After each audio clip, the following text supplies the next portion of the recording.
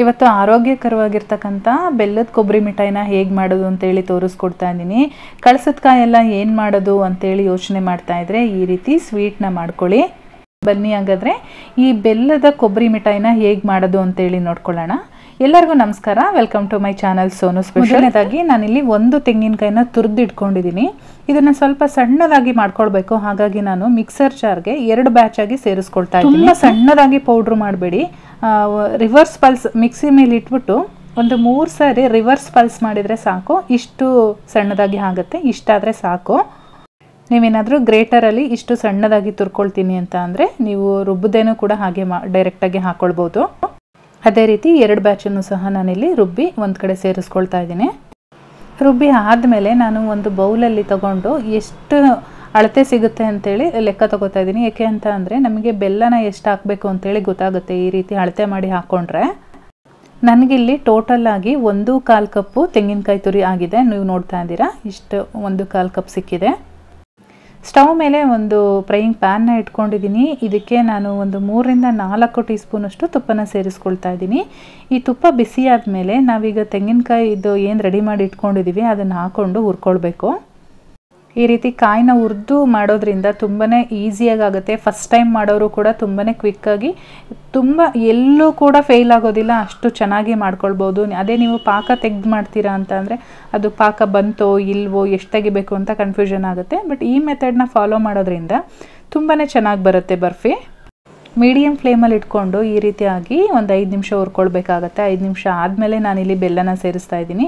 ಬೆಲ್ಲನ ನಾನು ಅದೇ ಕಪ್ಪಲ್ಲಿ 3/4 ಕಪ್ಪಷ್ಟು ತೊಗೊಂಡಿದ್ದೀನಿ. ನೀವು ನೋಡಿದ್ರಿ ಅಲ್ವಾ, 1/4 ಕಪ್ಪು ತೆಂಗಿನ ತುರಿ ಆಗಿತ್ತು.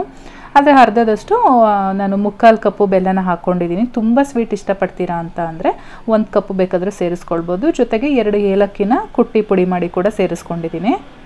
ಬೆಲ್ಲದಲ್ಲಿ ಏನಾದರೂ ಇಂಪ್ಯೂರಿಟೀಸ್ ಇದ್ದರೆ ನೀವು ಸಪ್ರೇಟಾಗಿ ಅದನ್ನು ಕರಗಿಸಿ ಶೋಧಿಸ್ಕೊಂಡು ಹಾಕ್ಕೊಳ್ಬೇಕಾಗತ್ತೆ. ನಾನಿಲ್ಲಿ ಆರ್ಗ್ಯಾನಿಕ್ ಬೆಲ್ಲ ಯೂಸ್ ಮಾಡಿರೋದ್ರಿಂದ ಡೈರೆಕ್ಟಾಗಿ ಹಾಗೆ ಹಾಕ್ಕೊಂಡಿದ್ದೀನಿ. ಐ ಫ್ಲೇಮ್ ಮಾಡ್ಕೊಳ್ಬೇಡಿ, ಲೋ ಮತ್ತು ಮೀಡಿಯಮ್ ಫ್ಲೇಮ್ ಮಧ್ಯದಲ್ಲಿ ಇಟ್ಕೊಂಡು ಈ ರೀತಿ ಫ್ರೈ ಮಾಡ್ತಾ ಬನ್ನಿ. ಕೈ ಆಡಿಸ್ತಾನೆ ಇರಬೇಕು. ಅದರ ಮಧ್ಯದಲ್ಲಿ ನೀವು ಯಾವ ತಟ್ಟೆಗೆ ಬರ್ಫಿನ ಪ್ರಿಪೇರ್ ಮಾಡಬೇಕು ಅಂದ್ಕೊಂಡಿದ್ದೀರೋ ಆ ತಟ್ಟೆಗೆ ಈ ರೀತಿ ತುಪ್ಪನ ಅಪ್ಲೈ ಮಾಡಿಕೊಂಡು ಚೆನ್ನಾಗಿ ಸವರ್ಬಿಟ್ಟು ಸೈಡಲ್ಲಿ ಎತ್ತಿಟ್ಕೊಂಡಿರಿ. ನಾವೆಲ್ಲ ರೆಡಿ ಆದಮೇಲೆ ಸವರ್ತೀವಿ ಅಂತ ಅಂದರೆ ಲೇಟ್ ಆಗುತ್ತೆ. ಹಾಗಾಗಿ ಫಸ್ಟೇ ಇದನ್ನೆಲ್ಲ ಪ್ರಿಪೇರ್ ಮಾಡಿ ಇಟ್ಕೊಂಡಿರೋಣ. ನಾವು ಹದವಾಗಿ ಹುರ್ಕೊಂಡ್ರೆ ತುಂಬಾ ಚೆನ್ನಾಗಿ ಬರುತ್ತೆ. ಇವಾಗ ನೋಡ್ತಾ ಇರ್ಬೋದು, ಸ್ವಲ್ಪ ಉದುರಾಗಿ ಆಗ್ತಾ ಇದೆ ಅದು. ಈ ಟೈಮಲ್ಲಿ ನಾನು ಸ್ವಲ್ಪ ತಗೊಂಡು ಕನ್ಸಿಸ್ಟೆನ್ಸಿ ಹಿಂಗಿದೆ ಅಂತೇಳಿ ನೋಡ್ಕೊತೀವಿ. ಈ ರೀತಿ ಮಾಡಿದಾಗ ನಮಗೆ ಉಂಡೆ ಮಾಡೋಕ್ಕೆ ಬರಬೇಕು, ಸ್ವಲ್ಪ ಗಟ್ಟಿಯಾಗಿ. ಈ ರೀತಿ ಉಂಡೆ ಮಾಡೋಕ್ಕೆ ಬಂದರೆ ಅದು ಕರೆಕ್ಟಾಗಿದೆ ಅಂತೇಳಿ. ತುಂಬ ಗಟ್ಟಿಯಾಗಿ ಮಾಡ್ಕೊಳ್ಳೋಕೆ ಹೋಗಬೇಡಿ. ಅಥವಾ ಹಿಂಗೆ ಉಂಡೆ ಮಾಡಿದಾಗ ಸ್ವಲ್ಪ ಉದುರುತ್ತಾ ಇದೆ ಅಂತ ಅಂದರೆ ಇನ್ನೂ ಸ್ವಲ್ಪ ಹೊತ್ತು ಫ್ರೈ ಮಾಡ್ಕೊಳ್ಬೇಕಾಗತ್ತೆ. ಇವಾಗ ನಾವು ತಟ್ಟೆಗೆ ತುಪ್ಪ ಸವರಿ ಇಟ್ಕೊಂಡಿದ್ವಲ್ಲ, ಅದಕ್ಕೆ ಟ್ರಾನ್ಸ್ಫರ್ ಮಾಡ್ಕೊಳ್ತಾ ಇದ್ದೀನಿ. ನಾನಿಲ್ಲೊಂದು ಬರ್ಫಿ ಟ್ರೇ ತೊಗೊಂಡಿದ್ದೀನಿ. ಕಡಾಯಿಗೂ ಕೂಡ ಎಲ್ಲೂ ಕೂಡ ಅಂಟ್ಕೊಂಡಿಲ್ಲ, ಅಷ್ಟು ನೀಟಾಗಿ ಬಂದಿದೆ. ಇವಾಗ ಇದನ್ನು ನಾವು ಸಮತಟ್ಟಾಗಿ ಮಾಡ್ಕೊಳ್ಬೇಕಾಗುತ್ತೆ. ಈ ರೀತಿ ಸ್ಪ್ಯಾಚುಲಾದಲ್ಲೋ ಅಥವಾ ಕಪ್ಪಲ್ಲೋ ಮಾಡ್ತೀನಿ ಅಂತ ಅಂದರೆ ಅದು ಕರೆಕ್ಟಾಗಿ ಬರಲ್ಲ. ಸ್ವಲ್ಪ ಬಿಸಿ ಇರುತ್ತೆ. ಕೈಗೆ ತುಪ್ಪನೋ ಏನಾದರೂ ಅಪ್ಲೈ ಮಾಡಿಕೊಂಡು ಸ್ವಲ್ಪ ಕೈನಲ್ಲೇ ಮಾಡಿಕೊಂಡ್ರೆ ಚೆನ್ನಾಗಿ ಬರುತ್ತೆ. ಕೈನಲ್ಲಿ ಮಾಡೋದಕ್ಕೆ ಆಗ್ತಾನೆ ಇಲ್ಲಪ್ಪ, ತುಂಬ ಬಿಸಿ ಇದೆ ಅಂತ ಅಂದರೆ ಯಾವುದಾದ್ರೂ ಒಂದು ಸಮತಟ್ಟಾಗಿರೋ ಅಂಥ ಲೋಟನ ತಗೊಂಡು ಕೆಳಭಾಗದಲ್ಲಿ ತುಪ್ಪನ ಸವರ್ಬಿಟ್ಟು ಈ ರೀತಿ ಮಾಡ್ಕೊಳ್ಬೋದು. ಎಲ್ಲದನ್ನು ಕೂಡ ಸಮತಟ್ಟಾಗಿ ಮಾಡಿ ಆದಮೇಲೆ ನಾವು ಇದನ್ನು 1 ಗಂಟೆಗಳ ಕಾಲ ಸೆಟ್ ಆಗ್ಲಿಕ್ಕೆ ಬಿಡಬೇಕು.